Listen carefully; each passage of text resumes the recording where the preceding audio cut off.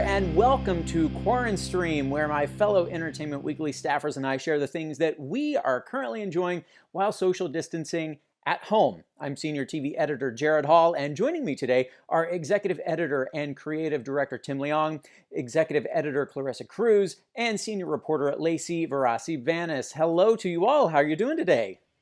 Great. How are you? Good. Well, nice to see all of you. You know, we're not currently watching our kids, so. Oh, that is true. Oh, are they watching themselves? That's the question. No. But you know, the last few weeks we've been talking about all the content that we've been consuming while working from home. But let's, of course, not forget that kids are quarantined too. And though you're all parents, I'm sure, of course, you haven't forgotten. So just like the adults who find themselves with a lot more free time at home, kids are getting in their stream time as well. So it's important to find those perfect shows that will entertain the little ones while not driving the big ones crazy, because mental health is very important right now. So Tim, what has become your new favorite family programming in the last few weeks? You know, we signed up for the service Noggin, which is the Nickelodeon service. And they have a 1-week free trial, and I think it's like $7 or $8 a month. My son is 3.5, and he's kind of just the perfect age for Blue's Clues. And he's just sucked into it. He's watched the same episode, you know, but there's like multiple seasons, but he's watched the same episode like 8 times in a row. So that's the old and he's just kind of new Blue's Clues? Yeah, both? It has the old, nice. the classic ones, and I believe the new ones as well. Nice. But definitely the classic ones. And we kind of just started at the beginning. And he's like this perfect age, just kind of talk back to the television. And you know, I'm always just looking for kids content that is low stakes, kind of like low drama, no one being mean to each other, no violence or anything like that. Just really safe, scary. simple stuff. Yeah. Exactly. Yeah, especially like cooped up at home, you don't want them to you don't want the energy to build up in those kinds of ways. I mean, find things to play with, but you don't need crazy thoughts to manifest. So yeah, Clarissa, what about you? What have you been watching with your kids, and do you actually find that you are spending more time watching those things with them or less? Oh my God. I mean, I don't know what I'd do if we didn't have something for them to watch. I think we're definitely all spending more time in front of the screen, for better, for worse. And so you try to pick out things that aren't too mind deadening or destroying for the kids to watch. And what we've been watching is something called Go Cory Carson, which is on Netflix. And the reason it works for my kids, because I have a 4-year-old and an almost 2-year-old. So it's hard to find things that they both like.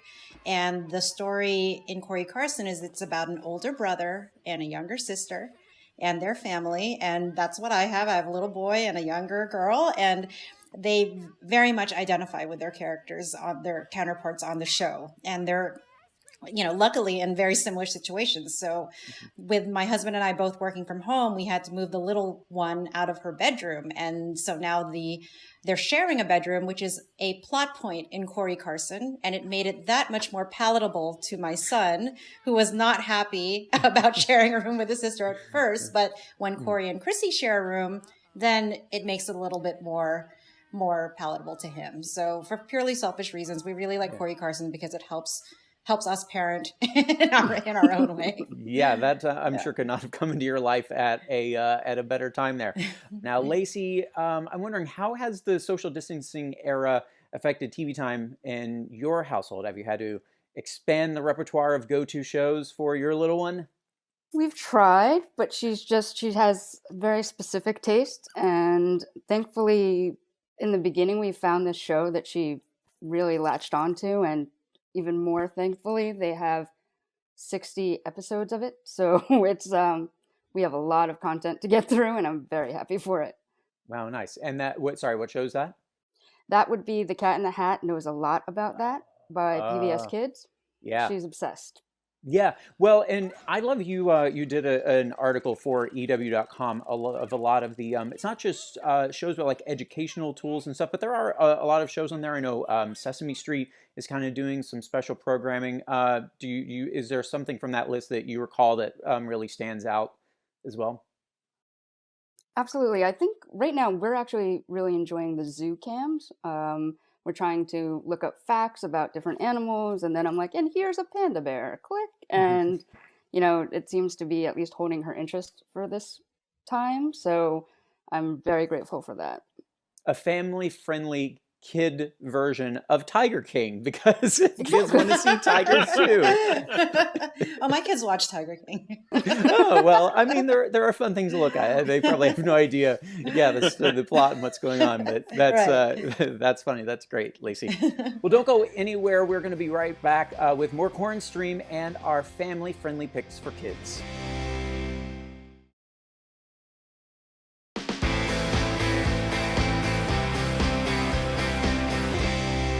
Hey, welcome back to Quaran-Stream. Now, just because you're too young to pay the Netflix bill doesn't mean you're not in need of a lot more things to watch as you stay at home, which is why this family-friendly edition of Quaran-Stream has got you covered. In one of our last episodes, we talked about comfort shows that we always come back to, and some of those shows come from our own time as kids.